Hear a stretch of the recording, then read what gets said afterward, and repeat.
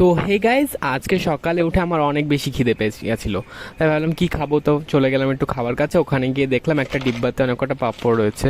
তো ওগুলো খেয়ে নিলাম। তো ওগুলো খেতে বেশ ভালোই লাগছিল, বাট পাঁপড় খেয়ে কি আর পেট ভরে গাইজ? তারপরে ভাবলাম আর কিছু খাওয়া যাক। তো ফাইনালি আমি কিছু কলা নিয়ে চলে এলাম।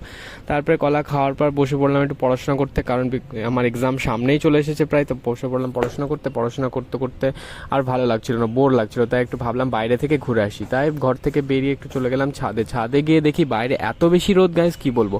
তারপরে ওখান থেকে ভাবলাম একটু নিচ থেকে ঘুরে আসি, তাই নিচে চলে গেলাম। নিচে হাঁটতে রাস্তায় গিয়ে দেখি গাইজ, রাস্তায় রোদের জন্য রাস্তায় একটা লোকজনও নেই সেরকমভাবে।